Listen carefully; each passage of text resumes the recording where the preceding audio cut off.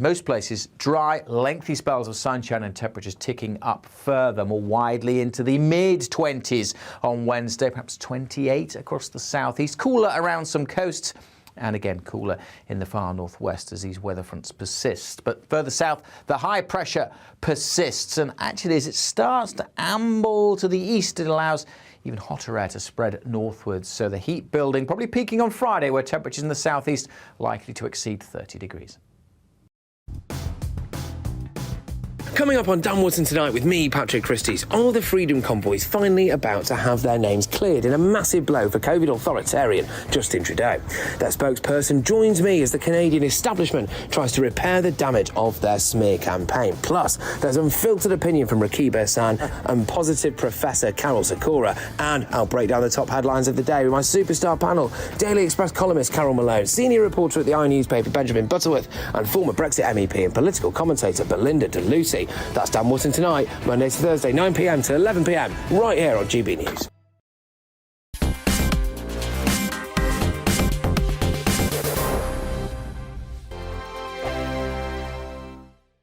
We are GB News. We're right across this great nation. On TV, on radio, on digital. Absolutely everywhere. We don't talk down to you. We embrace all voices. With honest and civilised conversation. We're not part of the establishment. We're one of you. And we're only getting started. Join us on GB News, The People's Channel. Britain's news channel. Every morning from 6 o'clock, we'll wake you up with GB News Breakfast with all the stories you didn't know from the night before. So whether it's serious news, entertainment, or your own views from all over our great nation, we're here to kick off your day with a smile. And the national media should be reflecting and reporting what's happening here. You will notice the northwestern accents. Whether you're with us on TV, radio, or online, every morning, it's breakfast from 6 a.m. Hope you can join us. Join us for Ministry of Offence, the comedy panel show that's just like the news, in that the left fights the right and it doesn't really seem to matter who wins. We cover the big stories. It was in fact a troop of baboons and not angry vegans. I like that. And the really important stories. Fat naked cow gets stuck in swimming pool. It's a headline in a lot of local newspapers. Yeah. We're on the same team, Nick. Yeah, but I'm just helping you. Join us for Ministry of Offence, Saturday nights, 8 o'clock on GB News. I'm Dan Wootton. Join me Monday to Thursday from 9 to 11 for the feistiest and most fun news debate on TV, where free speech reigns. I'll bring you a sharp take on the day's biggest stories, bombshell newsmaker interviews, and A-list guests. And I guarantee you, no spin, no bias, no censorship, and no reason to go to bed. That's Dan Wootton Tonight, Monday to Thursdays from 9 on GB News.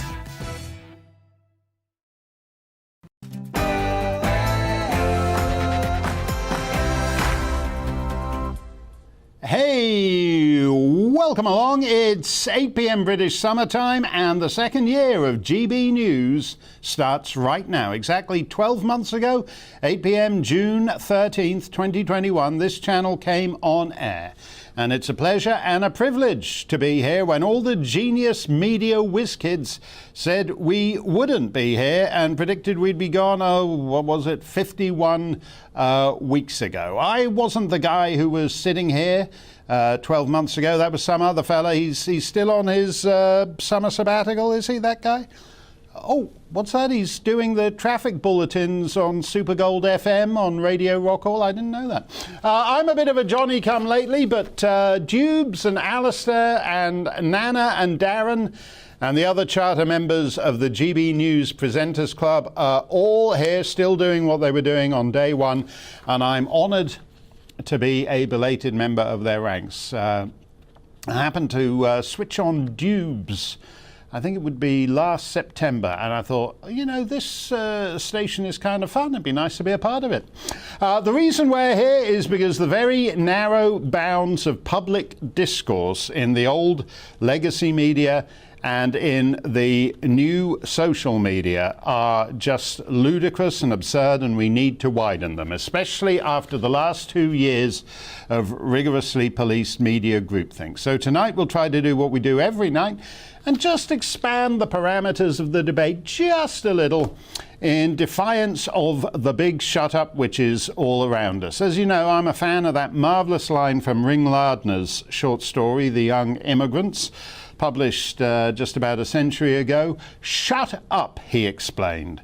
Would you like to see that new film, The Lady of Heaven? Shut up, they explained. Yasmine Mohammed is here to defy the big shut up and address what the Islamic mob's vaporization of a new movie tells us about where Britain is headed. Not so long ago, Justin Bieber was Canada's teen heartthrob. Then I came along. Just kidding. Now poor old Justin is mysteriously stricken with an ailment associated with men over 60. Justin Bieber is not a man over 60, so would you like to know a little bit more about how that happened to him? Shut up, they explained. Ava Vlaardingerbroek isn't going to be shut up, and she'll be joining us. On the other hand, do you like woke multinationals? Ben & Jerry's ice cream has a position on the government's Rwanda policy. They can't make decent ice cream, but they do have a Rwanda policy. Do you like activist princes? The heir to the throne has a position on Rwanda too. You say you want a revolution. Well, we're going to need a climate-crazed prince and a wholly owned subsidiary of Unilever. That's the voice of the people right there. Brendan O'Neill will get into that. And John Bowe from Corrie and Emmerdale and Bond movies and Prime Suspect and all kinds of other stuff is here to talk vaccine damage. We tell these stories because the other channels don't, and we don't shut you up either. So let me know your thoughts on our diseased and depraved world via email, gbviews@gbnews.uk. You can Twitter me at GBNews. All that coming up after Polly Middlehurst with the first GB News Bulletin of our second year.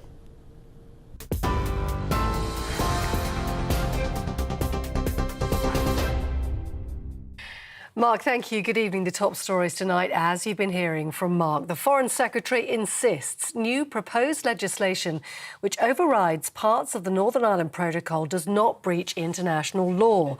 The Northern Ireland Protocol bill, published this evening, is designed to make it easier for goods to flow between Great Britain and Northern Ireland. It's going to see the creation of green and red channels to differentiate between goods staying in the UK and those crossing the Irish border. It's also going to allow businesses selling in Northern Ireland to choose whether they comply with EU standards, UK standards or both. Liz Truss says the government plans will solve the serious issues in Northern Ireland. We restore the Belfast Good Friday Agreement. We restore power sharing in Northern Ireland, and that is the priority of the UK government. We're doing this in a way that protects the EU single market, that makes sure they receive information about what goods are crossing the Irish Sea.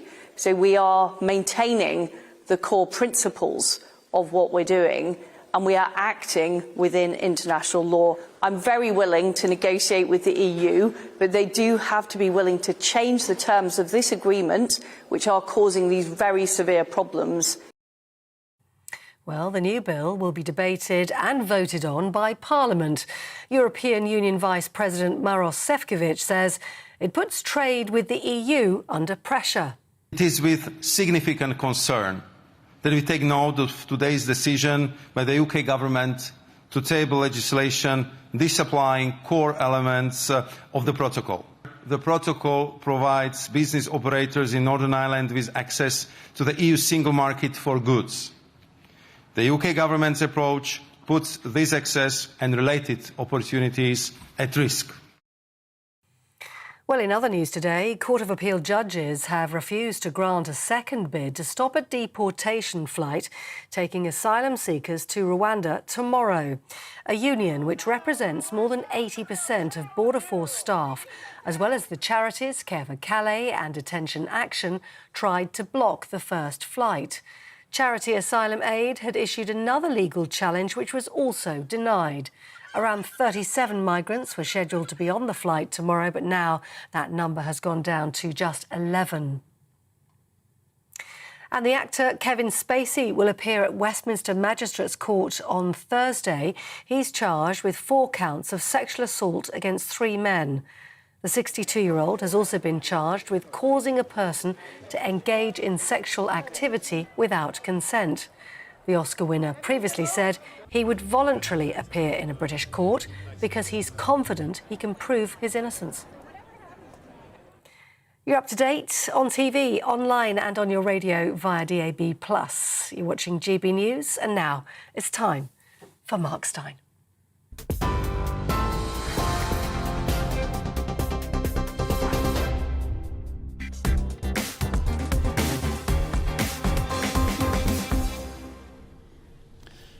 Thank you, Polly. I will be interested to see whether that flight to Kigali takes off with any actual asylum seeker on it tomorrow.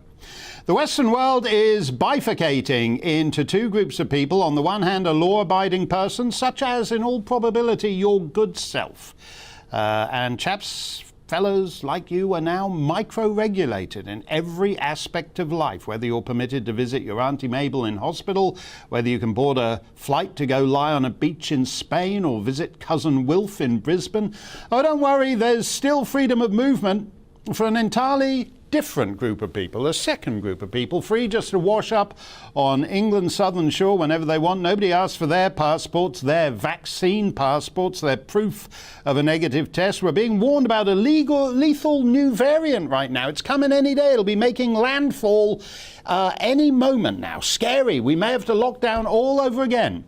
But the public health emergency without end only applies to you, not to those using the Royal Navy's new express check-in in the English Channel. So we have 2 groups, to one of which the ever-multiplying and conflicting rules and micro-regulations simply don't apply. Here, for example, is a mob chasing dozens of policemen out of Peckham in London because the coppers had shown up to enforce a deportation order, and the poor fella's neighbours didn't care for that deportation order. Back to Peckham!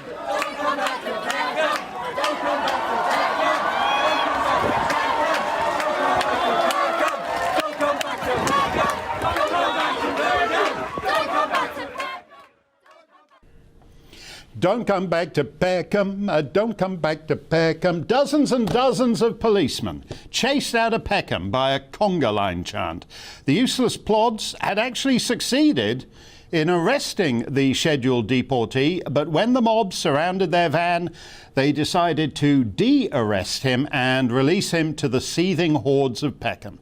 As you know, in Britain, everything is policed except crime, so this is the same Metropolitan Police that just a year or 2 back were ordering home grannies who'd committed the crime of lingering too long on park benches during their government-permitted outdoor exercise period, or they were harassing latte aficionados who had gone to their favourite Costa half a mile away rather than the one round the corner. That the British police can do. But no matter how many hundreds of men they dispatch, they cannot enforce an immigration order.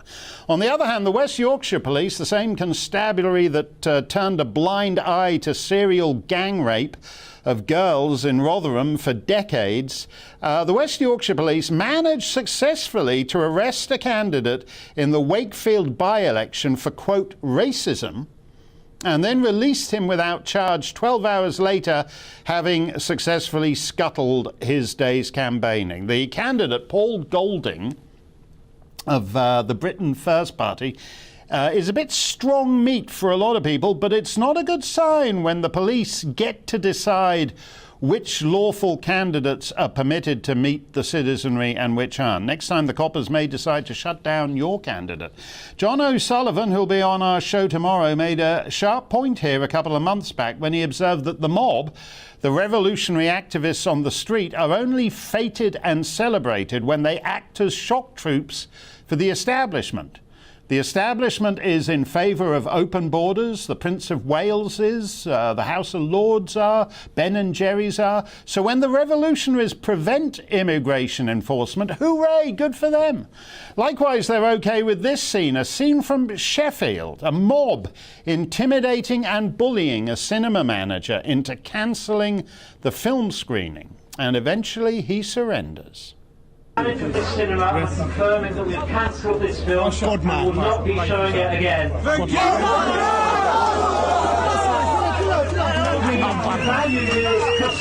Listen! We value you all as our customers. We're in the heart of this community. At a local level, it wasn't our decision to show this film. It came from above. We totally agree with what you're saying. Thank you, sir. We are not prepared at this cinema to show this film.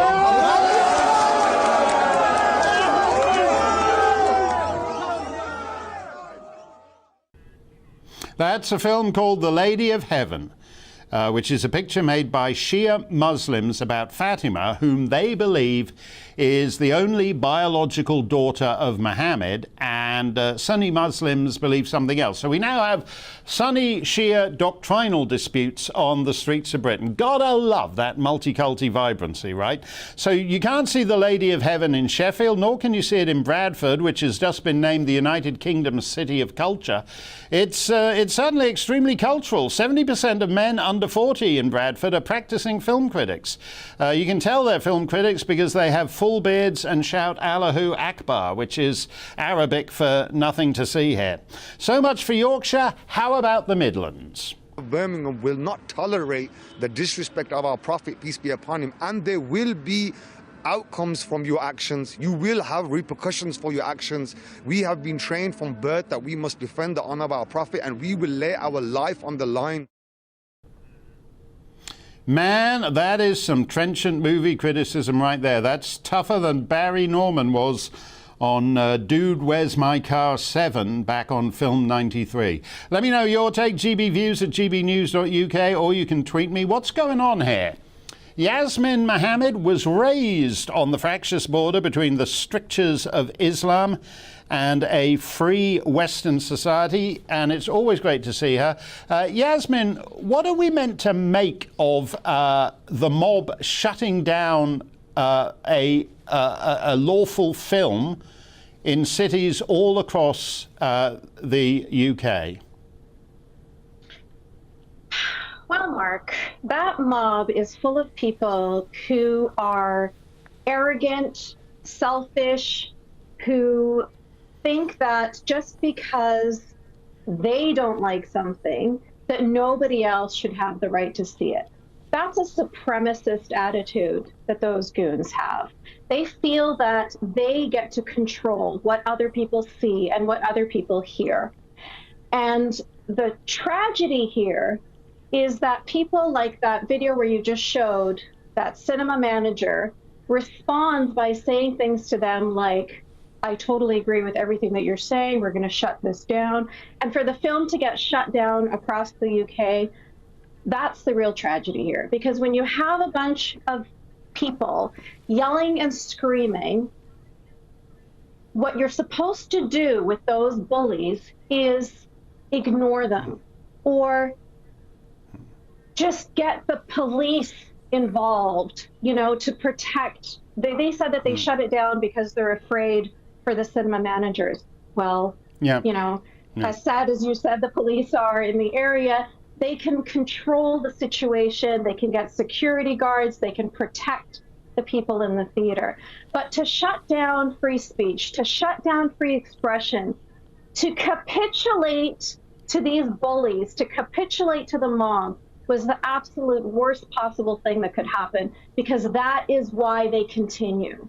If they did not get good results from acting like a bunch of hyenas, then they wouldn't do it. It's easy to surrender incrementally. And they understand that, the mob. The mob understand that getting you to surrender a little bit each time gets them to where they need to go. I read a very interesting piece years and years ago now on how Islam attaches great priority to controlling the public space, so that even you know, when there's 2, 3, 4, 7% of people who are Muslim, their priority is to make sure that Islamic norms are imposed on the wider public space. They're having quite a good deal of success in that, aren't they? Yes, unfortunately they are. And we've seen that success all the way back to Salman Rushdie, right? We've seen it with Charlie Hebdo. We see it over and over and over and over again. This capitulation, this making excuses, this bigotry of low expectations. So now we have Muslim versus Muslim. Now we have Sunni versus Shia. So what are we going to do? We're going to appease the mob of Sunni Muslims, and we're going to ignore the minority of Shia Muslims, the same minority of Muslims that are persecuted all over the Muslim majority world. They're going to come into the UK, and same thing here. The Sunni Muslims are going to control them. You know, it's just like, it's so sad to see these kinds of things happening in the United Kingdom. I expect to see this in Pakistan. I expect to see this in Afghanistan. I expect to see this in Saudi Arabia. I don't expect to see it in the United Kingdom. No, I had a cheap line with my Irish friends when I look at some of the places that are providing sources for immigration, north and south, that the big sectarian divide in Ireland in years to come isn't going to be Catholic and Protestant, it's going to be Sunni and Shia on the streets of Belfast and Dublin too. This is the bed we are making for ourselves.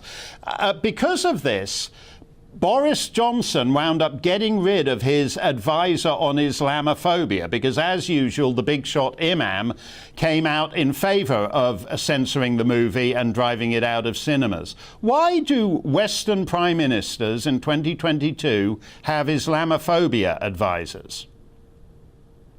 That's a really great question, and I do not have an answer for you. But I was really glad to see that he did lose his position, because there were people yelling Shia Kuffar, which were just basically calling for the death of Shia. Because when you say that, what you're saying is these are infidels, and infidels, according to these goons, should be killed. And so it's really dangerous for them to be saying those kinds of extremist rhetoric, and it's, you know, for it to be supported by Sunni imams, which obviously normally happens between closed doors all the time, but for it to be supported publicly in the streets of the UK, I'm glad that he paid the price for that. Yeah, I think this all feels very post 9/11 to me, when, you know, George W. Bush and all other Western leaders thought, immediately it happened, they thought, oh, we better be photographed with some imams showing we're supportive of Islam. And then it turns out that some of them have these unfortunate associations, so they have to back off from that. It's a bit of a surprise that we're still doing it 20 years later, isn't it?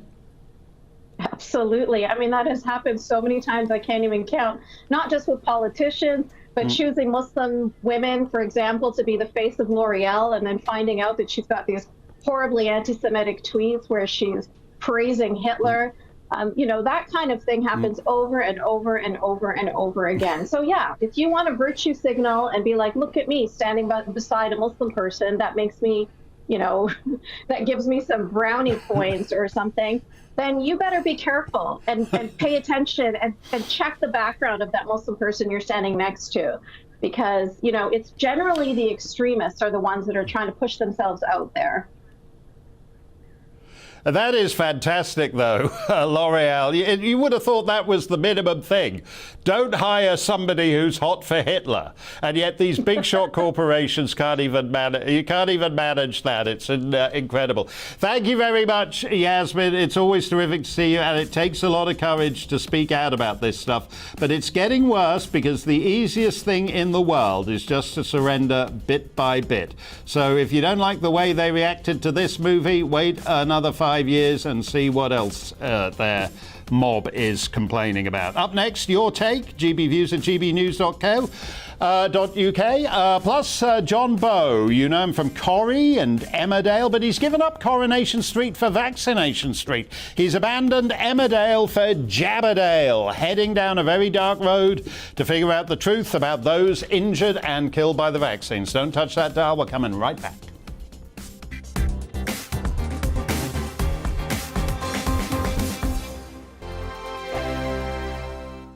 We are GB News. We're right across this great nation. On TV, on radio, on digital. Absolutely everywhere. We don't talk down to you. we embrace all voices. With honest and civilised conversation. We're not part of the establishment. We're one of you. And we're only getting started. Join us on GB News, The People's Channel. Britain's news channel. Every morning from 6 o'clock, we'll wake you up with GB News Breakfast with all the stories you didn't know from the night before. So whether it's serious news, entertainment, or your own views from all over our great nation, we're here to kick off your day with a smile. And the national media should be reflecting and reporting what's happening here. You will notice the northwestern accents.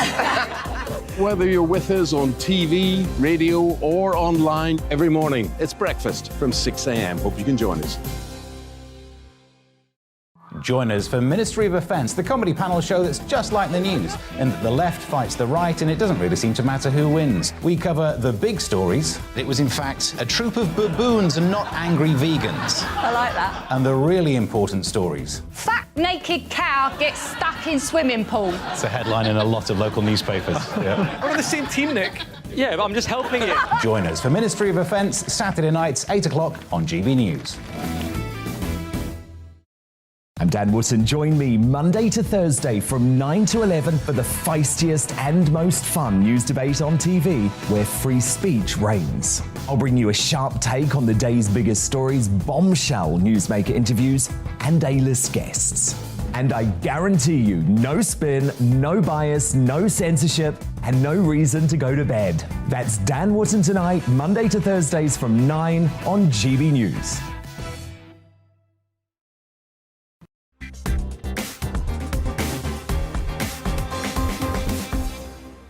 Let's get straight to your comments. We wanted to know, are you offended by The Lady of Heaven? This is this film that has been successfully chased out of Yorkshire and many other parts of the country. James says, are you offended by The Lady of Heaven? I don't know. I can't go and watch it. That's right. They've made the decision for you. Sean says, I've never seen it and am now unable to, thanks to the mob. Sue says, people should let films be judged personally and not force films out of cinemas. These films were made. I've just seen the trailer and I don't see why they're protesting, because it looks like a film I wouldn't spend money to see. Andrew says, by the way, on Boris Johnson having to get rid of his in-house imam, and many people didn't know that Downing Street has an in-house imam, but apparently it does under a so-called Conservative government. Andrew says the government should have no religious advisors. Religion shouldn't be a consideration in policy. That's all very theoretical there, Andrew, but the fact is there's only one crowd that make the running when it comes to that. There's no he doesn't have a Buddhist advising him, does he? Even with his flaky misses and all the rest of it, he hasn't got some Hare Krishna type sitting in Downing Street advising him. This whole thing, again, it's the point to remember is that there are favoured groups and disfavoured groups.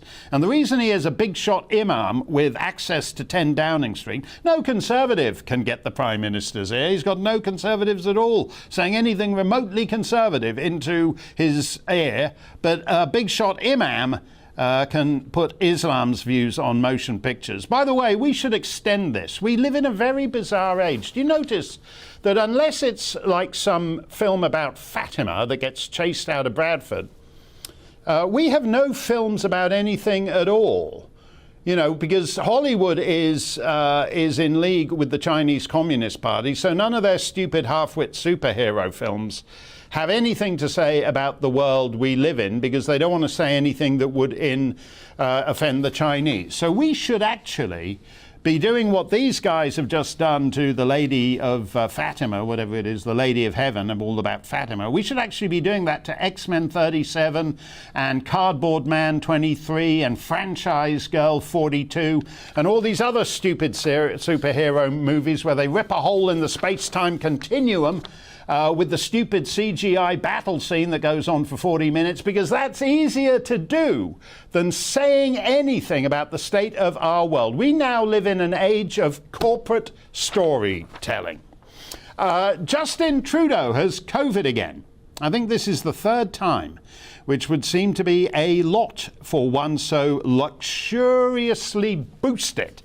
But all that is as nothing compared to the problem that is afflicting the other famous Canadian Justin, and that is Justin Bieber. Poor old Justin Bieber has had to cancel his tour because his face is paralyzed, which doesn't help when you're a stage performer. Yeah, he looks, poor old Justin, oh, look at, my God, that looks terrible. He's been diagnosed with type 2 Ramsay-Hunt syndrome. By sheer coincidence, Mrs. Justin Bieber has just been diagnosed with a sudden, unexpected blood clot in the brain, just like some of the vaccine victims we've spoken to in the last few weeks. Ramsay-Hunt syndrome rang a vague bell with me. Ramsay-Hunt type 2, Ramsay-Hunt type 2, where have I heard that before? Oh, yeah, the British Medical Journal. How's that for a headline? Ramsay-Hunt syndrome following COVID-19 vaccination. Oh, my. Quote, we recently diagnosed Ramsay-Hunt syndrome in a 37-year-old previously healthy man, which is odd because, quote, RHS is rare for patients under 60 years old. Well, I have to say, Justin Bieber looks pretty good for 60. Oh, no, wait, he's 28. You may be thinking this is something to do with what the other Canadian Justin, the one with his third, fourth, fifth case of COVID, what the other Canadian Justin is pushing on everybody. But don't go there, girlfriend. Last week, Ava Vlaardingerbroek and I talked about all these mysterious ailments afflicting the young, and a little clip of it went semi-viral around the internet. So the commissars of Twitter had to step in and restore order. Look at this. Misleading. This tweet can't be replied to, shared, or liked. Well, that's telling us Ava is back undaunted, and it's great to see her. Ava, it's just ridiculous the way they're maintaining this entirely discredited narrative. If you put up on the internet, oh, all you need to do is get a couple of shots, and then you'll have 95% protection against being infected by the vaccine, which was last year's story and has now been abandoned as rubbish. But they'd let that slide, but not anything else. No, clearly, I hadn't even seen that yet. But apparently these people they're scared. People are starting to ask questions, and that's, of course, not what they want you to do. Now with Justin Bieber, the same thing. You know, there are a lot of people that are asking questions. How is it possible that a healthy 28-year-old guy suddenly has facial paralysis, and oh, it's Ramsay-Hunt syndrome, and we know now that you're 160 times more likely to get it after COVID vaccination, but don't tell anyone. Of course, his wife, a mini stroke, perfectly normal for a 25-year-old woman, you would think. And yeah, okay, sure. We don't know with Justin Bieber, right? We don't know what his medical history is exactly. But it's just very, very strange that, like we said last time, nothing changed over the last 2 years, apart from the fact that everyone and their mother took this vaccine. And now we're seeing all of these young people getting all of these syndromes or getting health complications that they normally should not be having at this age. And, well, I mean, you maybe are just lucky when you have only facial paralysis and you don't have sudden adult death syndrome, as we talked about last week. It could be far worse, apparently. But hush, hush, we can't talk about this, apparently so. Well, you know, a week or two back, there was a poor little boy in Manchester, 10-year-old boy, and his mummy and daddy both died within a few weeks of each other in their early 40s, which is so statistically improbable as to defy belief. But nobody looks into why that happened. Oh, shame about the little 10-year-old boy, but let's not look into it. Now, it's different with Justin Bieber and his missus, because they're two of the most famous people on the planet. A couple of generations back, when AIDS got going, and nobody really was terribly interested in AIDS until Liberace and Rock Hudson, two A-list celebrities, big Hollywood stars, both got it. And suddenly everybody's, oh my goodness, how did that happen? What's going on? You know, it broke open the dam. Here, Justin Bieber gets a rare disease for men over 60. His 25-year-old wife has blood clots in the... Oh, what a shame. Let's move on. It's very weird, isn't it? It's a lot weirder than it used to be. Definitely. But I mean, Hollywood, of course, Justin Bieber is not going to come out and say, oh, this might have something to do with the vaccine. None of these people would, because if there's one party that has told everyone to get vaccinated, then it's Hollywood. They made the most cringy videos about it and told everyone that you should get it.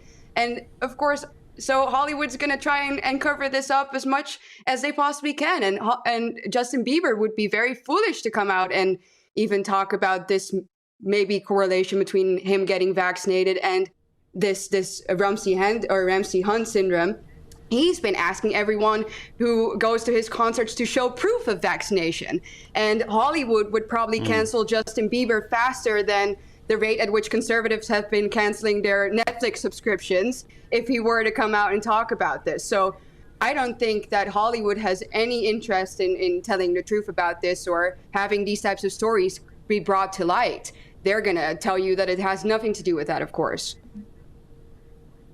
My view, Ava, is that this is deteriorating week by week. The so-called benefits of the vaccine, as I mentioned, they've abandoned all the claims they made a year ago. There's studies coming out more and more showing that whatever beneficial effect, whatever efficacy they have, over a certain age wears off after 12 weeks.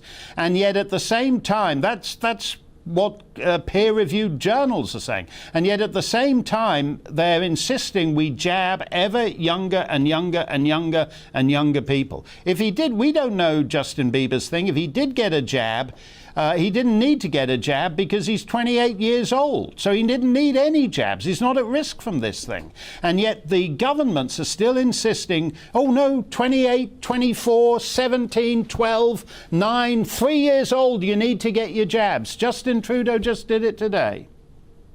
Right. Pfizer just came out saying that children under the age of 5 are now good to go to be vaccinated for COVID-19.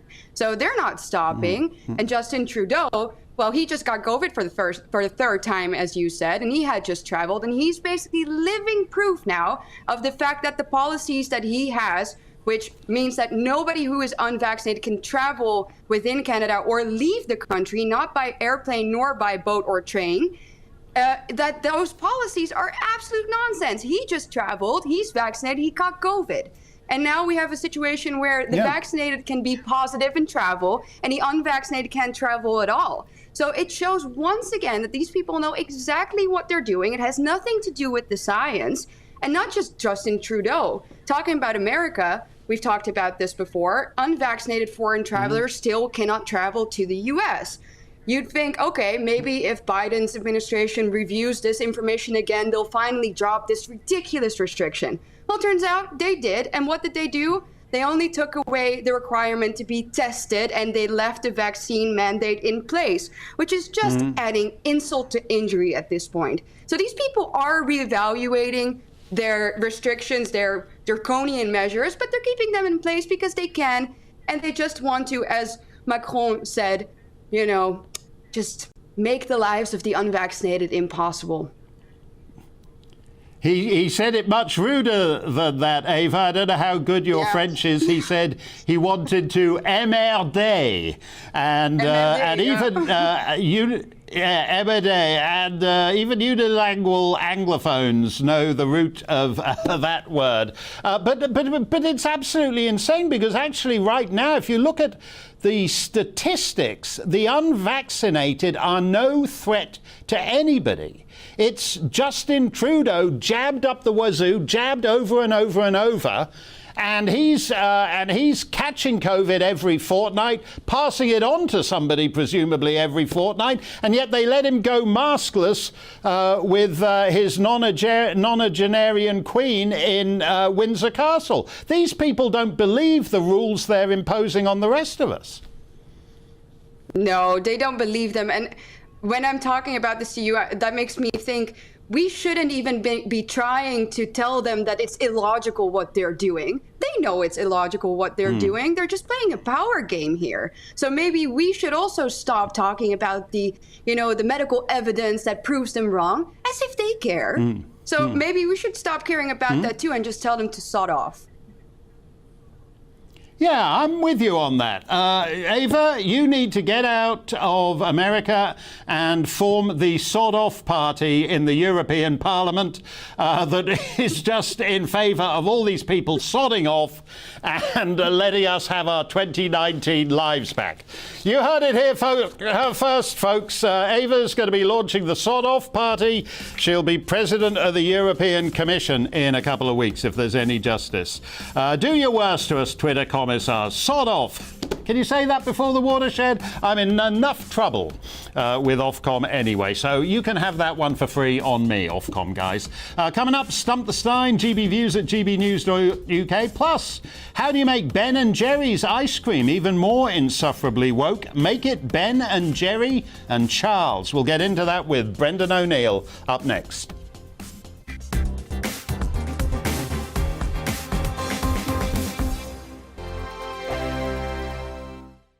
We are GB News. We're right across this great nation. On TV, on radio, on digital. Absolutely everywhere. We don't talk down to you. we embrace all voices. With honest and civilised conversation. We're not part of the establishment. We're one of you. And we're only getting started. Join us on GB News, the People's Channel. Britain's news channel. Every morning from 6 o'clock, we'll wake you up with GB News Breakfast with all the stories you didn't know from the night before. So whether it's serious news, entertainment, or your own views from all over our great nation, we're here to kick off your day with a smile. The national media should be reflecting and reporting what's happening here. You will notice the northwestern accents. Whether you're with us on TV, radio, or online, every morning, it's breakfast from 6 a.m. Hope you can join us. Join us for Ministry of Offence, the comedy panel show that's just like the news, in that the left fights the right and it doesn't really seem to matter who wins. We cover the big stories. It was in fact a troop of baboons and not angry vegans. I like that. And the really important stories. Fat naked cow gets stuck in swimming pool. It's a headline in a lot of local newspapers. Yeah. We're on the same team, Nick. Yeah, but I'm just helping you. Join us for Ministry of Offence, Saturday nights, 8 o'clock on GB News. I'm Dan Wootton. Join me Monday to Thursday from 9 to 11 for the feistiest and most fun news debate on TV, where free speech reigns. I'll bring you a sharp take on the day's biggest stories, bombshell newsmaker interviews, and A-list guests. And I guarantee you, no spin, no bias, no censorship, and no reason to go to bed. That's Dan Wootton tonight, Monday to Thursdays from 9 on GB News.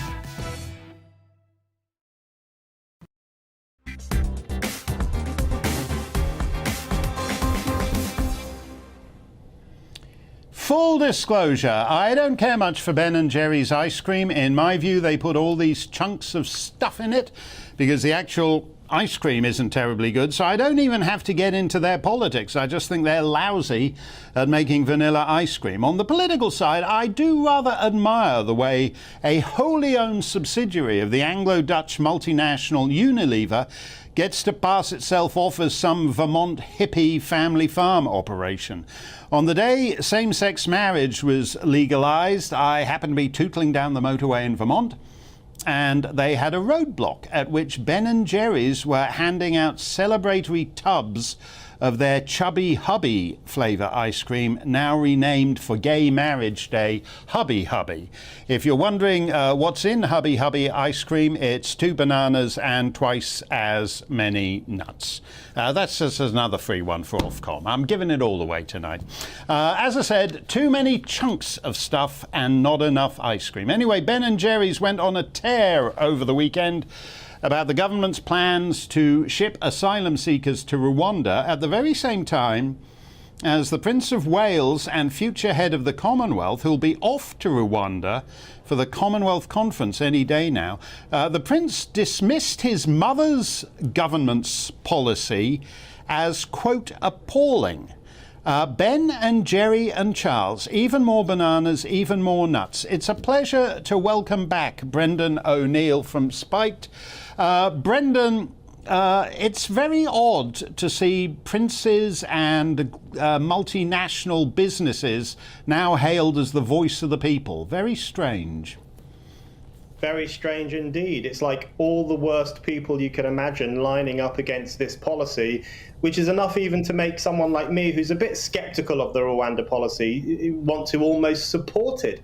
I mean, the way in which Ben & Jerry's keep poking their nose into British politics is completely surreal to me. What British politics has got to do with this capitalistic ice cream making machine is a mystery, I think, to most people. And the government should just tell them to bugger off, of course. When it comes to Prince Charles, I think it's a bit more serious. He obviously hasn't learned the lesson of his mother's reign, which is that you keep your opinions to yourself. And he looks like he's setting himself up to be a very interventionist king, sticking his nose into politics. Well, I'm sorry, but we fought a civil war 370 years ago to keep the monarchs out of politics. And if Charles wants to overthrow that constitutional order, there'll be a lot of trouble. What strikes me about that, Brendan, which is weird, is that the government of Rwanda is all in favour of this policy. They think it's good. They think it's great for Rwanda. And I find it odd that the future head of the Commonwealth is prepared to not just stick it up the butt of the UK government, but of the Rwandan government, because that actually seems to me somewhat racially insensitive, or whatever you want to call it. Well, there's this implication in a lot of the criticism of the Rwanda policy. There's this implication that Rwanda is just the most awful country on the planet. I mean, you have Charles and all these middle-class leftists who've been taken to the streets of London to protest. What they're basically saying is, how on earth could anyone think about sending people to Rwanda? What a terrible scenario. They're almost depicting Rwanda as a heart of darkness, this kind of terrible, regressive place where no one would want to go. And the other thing they're saying, of course, is that, you know, shipping migrants halfway around the world is a bad idea. Well, I'm sorry, but these migrants have already travelled halfway around the world to get to the UK in the first place. So it doesn't seem to make that much difference as far as I can tell. The problem I think some of us face, I am not convinced that the Rwanda policy is right or that it's going to work. But we've really been put on the back foot by these lame criticisms, because we find ourselves being forced to defend the government, which was elected by 14 million people, against Prince Charles, the House of Lords, the Archbishop of Canterbury, and all these human rights lawyers who were elected by precisely nobody. So this is a question of democracy versus elitism, and that's why the government should prevail. This is a point you've been making ever since the establishment started to try to scupper Brexit, that it's essentially a permanent establishment trying to make itself immune from the voice of the people, so that even if the people explicitly vote for something, as they did with Brexit, or even if they do it more obliquely through a general election, their views have to be disregarded. Do you think we're moving basically into an anti-democratic age where elites simply know what's best, and if we're stupid to vote against them, they just ignore it and trash it anyway? I think that's a real danger. I think the battle over democracy is probably the most important battle of our time. Whether ordinary people have the right to determine how their nation should be governed, what the constitution should be, whether they should have links to oligarchies like the European Union, these are fundamental questions that impact on our lives, and I think ordinary people should make the final judgment on them. But what we have in the UK is this permanent establishment, these elites who have been getting their way for a very long time. And what really shocked them about the 2016 referendum is that for the first time in a long time, they didn't get their way. And instead, the plebs and the gammon and the people they despise got their way instead. And they've never got over that. They have been having a hissy fit for 6 straight years. So I think what we're going to see from these kinds of people is more potshots at democratically drawn up legislation, more potshots at ordinary people for supposedly voting the wrong way. And they're going to try and accrue as much power for themselves against what they see as the regressive ordinary plebs out there. And I think standing up to that is incredibly important. What's the problem with standing up to it, though, Brendan, is that, you know, half the population, give or take, seems perfectly comfortable to mortgage their rights to so-called experts. So that we've just lived, it started with the climate thing. Oh, unless you're a climatologist, you really shouldn't comment on the climate change. And then we had, unless you're a virologist, you shouldn't really comment on a lockdown and all that. And it seems to be expanding to more and more areas of life, this weird deference to rule by experts. Yeah, the tyranny of expertise. You know, I love expertise when it comes to the question of someone fixing my Apple Watch, for example, or if I need an operation in a hospital. Give me as many experts as you can find.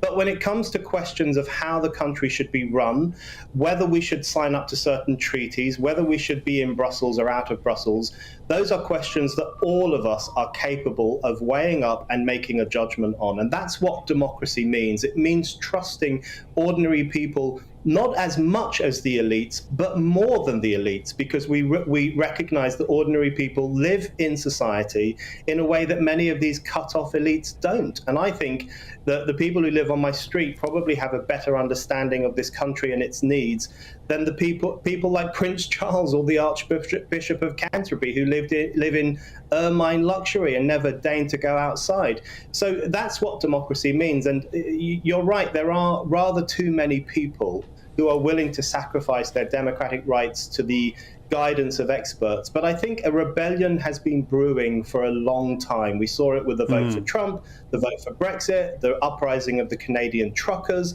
various movements in Europe. There is a movement of ordinary people against the elites, and I think the more of that, the better.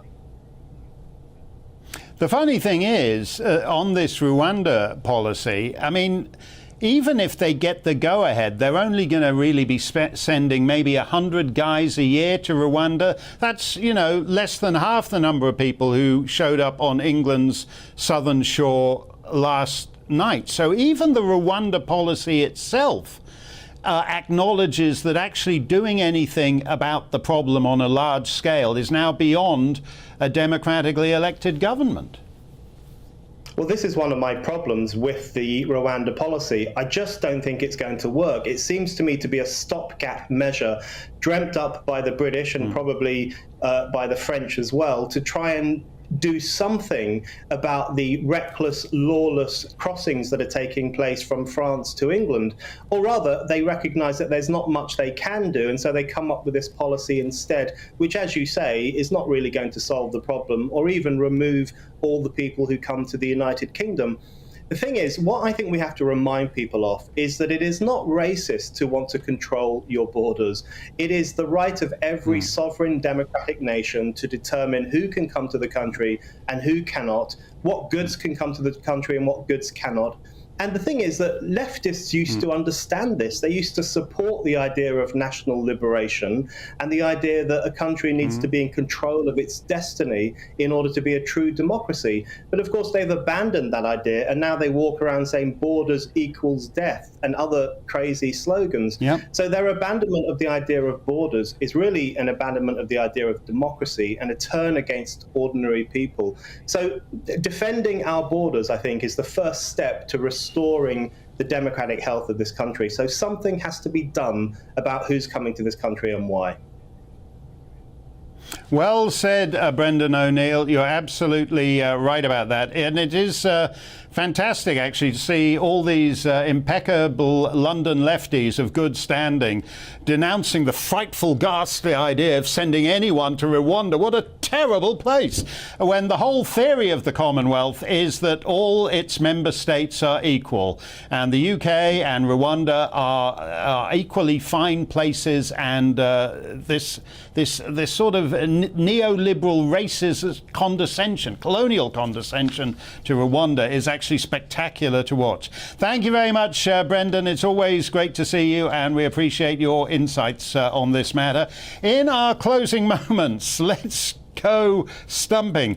Ben Weaver on Twitter asks, what happened to the good old days of British politics where qualities of integrity, honesty and trust were so valued? I can't, when was that? I can't, my memory is playing tricks. Was that in Gordon Brown's day, or Gordon Major's, or Gordon Cameron's? It's all getting to be one big blur. Ian on Twitter says, is Klaus Schwab. Klaus Schwab is the cartoon villain who heads the World Economic Forum in Davos.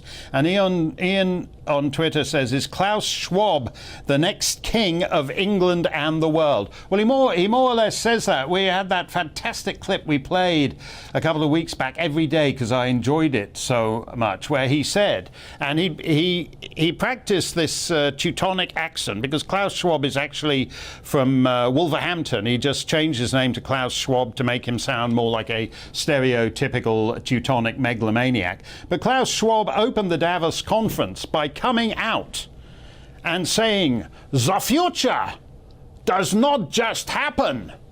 The future is made by us. And he did that choreographed fist shake, right, which he'd been practicing in front of the mirror all night, just so he looked like the stereotypical Teutonic villain. They were thinking of actually putting, because he's bald, so they were actually thinking of putting a Prussian dueling scar down his forehead and cheek, down his chest, disappearing around the back of his dangly parts and coming up his back too, just to make it. But somebody thought the dueling scar might be a bit too far over the top. Is Klaus Schwab the next king of... He certainly thinks he is. Emdem on Twitter says, why are the words speaking through an interpreter never mentioned in the press or media when they report on certain court cases? That's true. That's true. And what I find interesting too is that they'll actually, if the person's speaking through an interpreter, they'll actually sometimes clean up the language a bit. The BBC, oddly enough, regendered, is that the right expression? Regendered some testimony in a court case the other day. So even if you are like careless and misgender somebody, the BBC will clean it up for you. Joe Ward, who was on this show, said, did Sajid Javid ever get back to you, or is he still ignoring the vaccine injured? No, he's still ignoring them. Phil says someone should compile a montage of Mark's sing-alongs. We've had 2 already tonight. Well, have we? I haven't done the jabba, jabba, jabba, jabba, jabba, jabba, jabba, said the monkey to the chimp. I'm saving that for tomorrow. That'll do it. Dan Wooden is in New Zealand. I don't think they even have television down there, so stand well back, because Patrick Christie gets to run riot. What do you got, Patrick? Oh, Mark, can I just say what a fantastic show. If this TV thing doesn't work out for me, what I'm going to do is grow a beard, put a robe on and become a film critic in Bradford. But apart from that, we've got loads. I've got a massive Rwanda rant, OK? I'm sick of the people with blue hair in Islington getting in the way of the law. Should Prince Andrew be shunned? We'll be talking all about that. And, of course, are you afraid? Are you afraid, people? of another COVID outbreak. Oh, no, I'm certainly not, and I think the vast majority of us aren't either. Belinda DeLucy, of course, Carol Malone, and the wonderful Benjamin Butterworth of my superstar panel. Mark, I'll lob it over back to you, mate. Well done.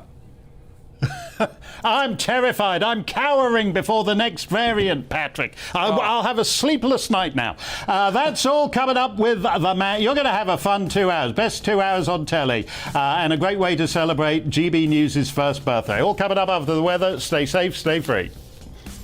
Hello, I'm Alex Deakin with your latest weather update. Temperatures ticking up through the rest of this week. Some strong June sunshine. It's not going to be blue skies everywhere, however, always more cloud across the northwest with a few showers, most particularly across western Scotland, where we'll keep some showers going overnight. A sprinkling of showers over southern Scotland this evening. They'll fade away, so for most it's a dry night and we should see lengthy clear spells, allowing it actually to turn quite cool across England and Wales. Temperatures down into single figures, but we'll see temperatures rising with the sunshine during tomorrow. Much more sunshine, I suspect, for the bulk of England and Wales. Again, northern Scotland likely to stay fairly cloudy with some rain at times, particularly over the Highlands and the Western Isles. Isolated showers over southern Scotland, Northern Ireland can't be ruled out, but for most it will be a dry day. More sunshine across the heart of the country compared to today, and as a result it'll be a little warmer with temperatures ticking into the low 20s quite widely, maybe 24 across the southeast. Cooler. Temperatures barely getting into the teens in the far northwest with the rain and the fairly strong wind blowing here actually as well. Staying breezy with some more showers in the far northwest through Tuesday nights, but elsewhere we'll have, again, largely clear skies leading to another pretty sunny day on Wednesday. Again, fairly cloudy to begin with over northeast Scotland with a few showers here, and we'll keep some rain never too far away from the west coast of Scotland. Odd shower possible during Wednesday in Northern Ireland. But again, most places dry, lengthy spells of sunshine and temperatures ticking up further more widely into the mid-20s on Wednesday, perhaps 28 across the southeast. Cooler around some coasts, and again cooler in the far northwest as these weather fronts persist. But further south, the high pressure persists, and actually as it starts to amble to the east, it allows even hotter air to spread northwards. So the heat building, probably peaking on Friday, where temperatures in the southeast likely to exceed 30 degrees. I'm Darren McCaffrey, and join me on The Briefing Monday to Thursday at 3 p.m. You'll get your afternoon fix of all the latest political stories, debate and analysis, as well as interviews with some of the biggest names in UK politics. It's a problem that affects the whole world, Darren. From Westminster to Cardiff, Edinburgh and Belfast, if it's happening in UK politics, we've got it covered. That's The Briefing with me, Darren McCaffrey, Monday to Thursday, 3 p.m. on GB News.